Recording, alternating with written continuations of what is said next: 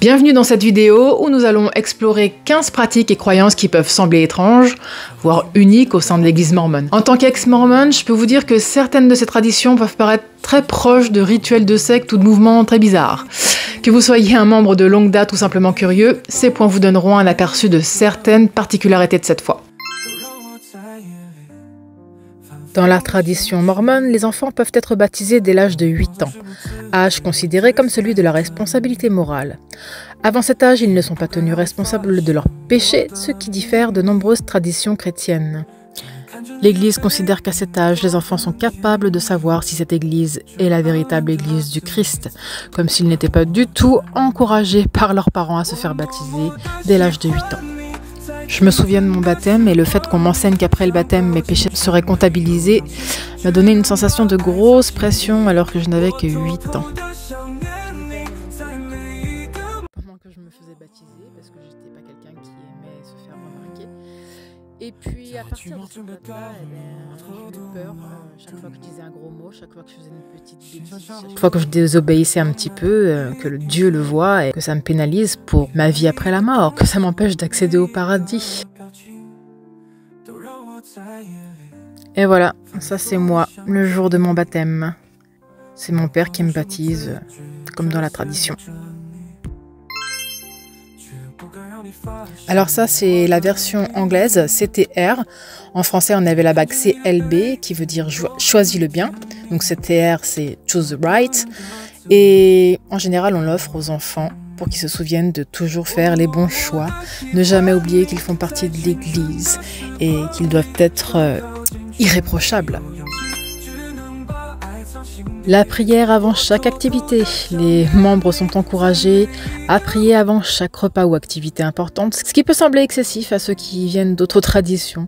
Bon, je pense que c'est une tradition qui est quand même particulièrement américaine. Il faut prier à l'église, il faut prier avant de se coucher, il faut prier dès qu'on a une décision importante à prendre, et comme on va le voir ici, avant de manger. Chez les Mormons, c'est un honneur d'être désigné pour réciter la prière. Amandine, tu veux dire la prière, s'il vous plaît? Oui. Merci. Notre cher Père Céleste, nous te remercions pour cette bonne journée que nous avons. Nous te demandons s'il te plaît bénir la nourriture qui a été préparée, s'il te plaît bénir la famille au loin et tous ceux qui nous sont chers. Nous te remercions pour l'évangile dans nos vies et la joie que ça nous apporte. C'est la prière que nous te laissons dans ton Fils Jésus-Christ. Amen. Amen. Bona. Ok. Ah, le mariage éternel. Le mariage est une pierre angulaire de la foi mormone. Pour atteindre le plus haut niveau de salut, les membres doivent être scellés à leur conjoint dans le temple, ce qui est censé durer pour l'éternité. Cette idée de mariage éternel peut sembler idéaliste, mais elle peut aussi être perçue comme une pression sociale intense, surtout pour ceux qui ne se marient pas. Pour les célibataires, il existe une promesse que le mariage peut encore avoir lieu après la mort, mais sans mariage, pas de royaume céleste. Les bénédictions patriarcales, données par un patriarche, généralement pendant l'adolescence, offrent des conseils spirituels et prophétiques spécifiques à chaque membre. Elles ressemblent à une forme de divination, elle doit rester secrète. Mais il est intéressant de noter qu'une fois que les gens quittent l'église et élèvent le secret, ils découvrent souvent que leurs bénédictions contiennent des éléments très similaires, voire identiques. Ah, le café, la boisson du diable.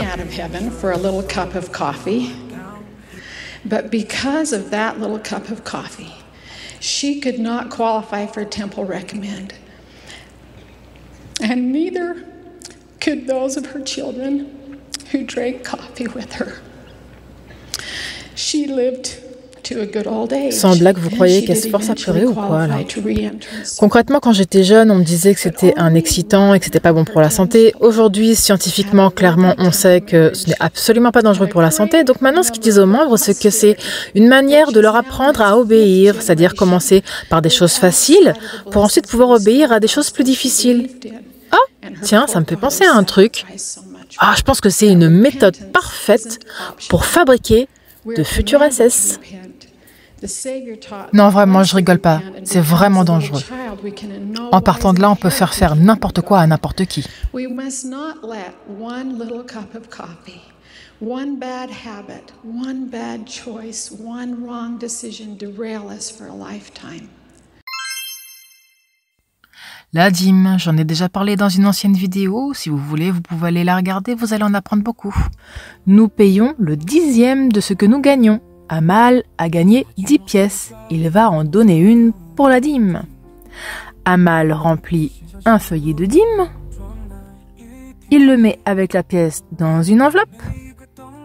Il donne l'enveloppe à un membre de l'épiscopat ou de la présidence de branche.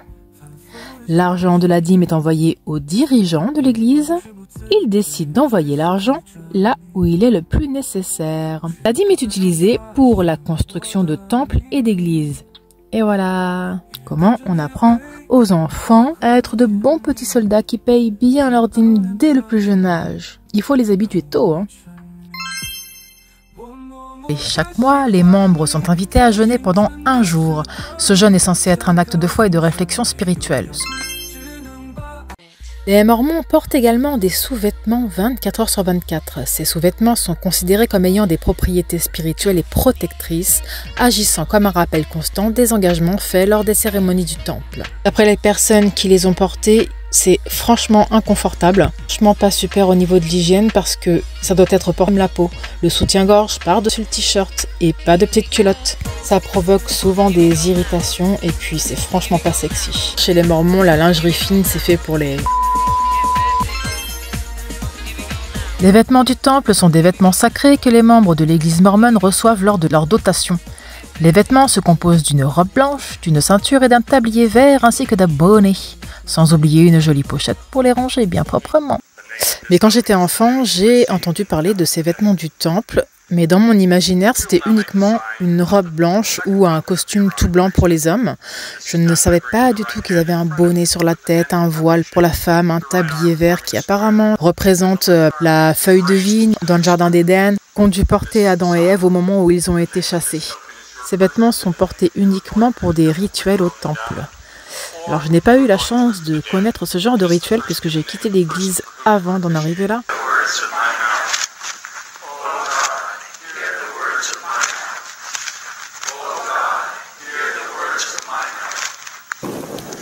Vous pouvez voir que toutes ces images ont été filmées en caméra cachée, certainement par un membre de l'église qui a commencé à se poser des questions sur l'église et qui a voulu partager ce qui se passe dans le temple, parce qu'à mon époque, c'était complètement secret. Je n'ai jamais vu ça. Aujourd'hui, avec Internet, ça a fuité sur les réseaux. Peut-être que certains remarqueront que ça ressemble un petit peu à des rituels maçonniques, puisque Joseph Smith était franc-maçon. Bon, je sais pas vous, mais moi, ça me fait un petit peu flipper, et honnêtement, je suis bien contente de ne pas m'être retrouvée dans cette situation, parce que je ne sais pas comment je me serais sentie. Ridicule, certainement. Et pour ceux qui ont osé dire qu'ils se sentaient mal à l'aise dans ces rituels, on leur a rétorqué que c'était de leur faute parce qu'ils n'étaient pas suffisamment dignes. Le jour de leur mort, les Mormons sont habillés dans leurs habits de rituel magique afin d'être reçus par le Seigneur. Et justement, puisqu'on parle de mort, les Mormons sont bien connus pour faire des baptêmes pour les morts. Ils croient que pour être sauvé, il faut être baptisé dans un corps mortel. Et pour les gens qui n'auraient pas eu la chance de connaître l'Église, les Mormons les baptisent après leur mort. Et oui, je plaide coupable, j'ai participé à ces baptêmes pour les morts, puisque on peut les faire à partir de l'âge de 12 ans. D'ailleurs, on peut voir sur cette image qu'il s'agit d'une adolescente. Même si son visage est flouté, on voit bien qu'elle est beaucoup plus petite que l'homme qui la baptise. Je vous rassure, l'eau était bonne. Par contre, la combinaison qui colle sur le corps après avoir été trempée comme ça, c'est pas particulièrement agréable. Bon voilà, on a fait une petite série comme ça et puis ensuite c'est les copains qui prennent notre place pour la suite des noms de personnes qu'on a trouvées justement dans les archives de généalogie que détient l'Église mormone. Les dotations sont des cérémonies sacrées essentielles pour ceux qui souhaitent recevoir les bénédictions de l'exaltation. Elles impliquent des enseignements sacrés et des promesses qui lient les membres à Dieu et à leur famille. Lors des dotations au temple, chaque membre reçoit un nom secret qui est censé être unique et personnel, et surtout secret. Cependant, ceux qui ont quitté l'Église ont découvert que le jour où ils ont reçu ce nom, plusieurs personnes ont reçu le même prénom. Par exemple, toutes les femmes qui ont été dotées ce jour-là ont reçu le même prénom, correspondant au prénom du jour. Ça soulève des questions sur la signification et l'importance de ce nom secret qui est censé représenter une connexion personnelle avec le divin. Dans les cérémonies du temple, les Mormons pratiquent une poignée de main secrète qui fonctionne en réalité comme un mot de passe pour accéder aux portes du royaume céleste. Selon les croyances, ceux qui ne connaissent pas ce mot de passe ne peuvent pas entrer. Cela crée un air de mystère autour de ces rituels, renforçant l'idée que ces pratiques sont exclusives et réservées à ceux qui sont initiés. Maintenant, je vais vous montrer une vidéo qui représente la poignée de main, mais qui me paraît quand même beaucoup plus amusante.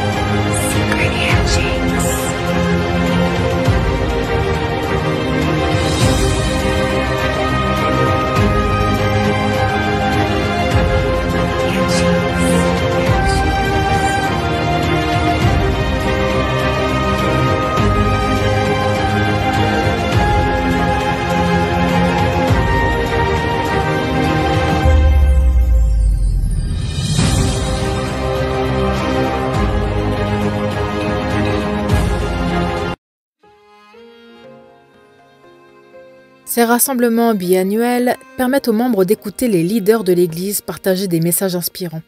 Bien que ces événements puissent sembler motivants, ils peuvent également renforcer le contrôle de l'Église sur les membres et en les exposant à des doctrines et à des messages qui encouragent la conformité. Je me souviens que c'était particulièrement long et ennuyeux. Heureusement, on avait régulièrement un intermède musical joué par le chœur du tabernacle mormon qui est, ma foi, je dois bien l'avouer, d'assez bonne qualité. Allez, je vous partage un petit morceau, je suis sympa, je vous mets pas un cantique de l'église, je vous mets une chanson plutôt connue.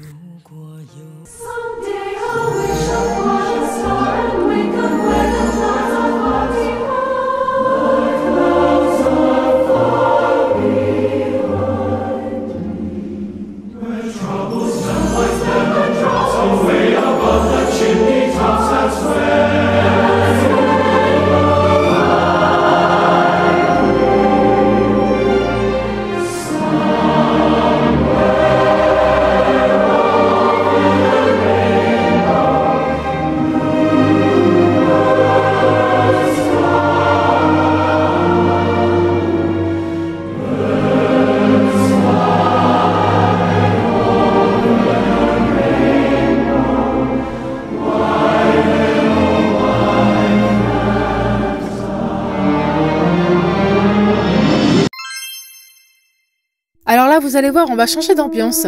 On va parler du signe de se trancher la gorge. Ce signe faisait partie des anciens rituels du temple. C'était un symbole de la gravité de la trahison des engagements pris dans le temple. Ce geste représentait une sorte de serment de silence, impliquant que ceux qui révélaient des secrets du temple ou qui apostasieraient seraient punis de manière extrême, allant jusqu'à la mort.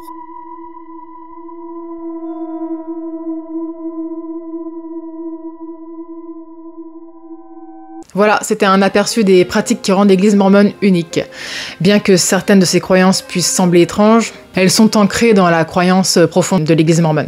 En tant qu'ex-mormone, je trouve que ces pratiques ressemblent un peu plus à des rituels de secte qu'à des traditions spirituelles. Merci de nous avoir rejoints pour cette exploration des bizarreries mormones. Si vous avez aimé cette vidéo, n'oubliez pas de vous abonner et de laisser un commentaire.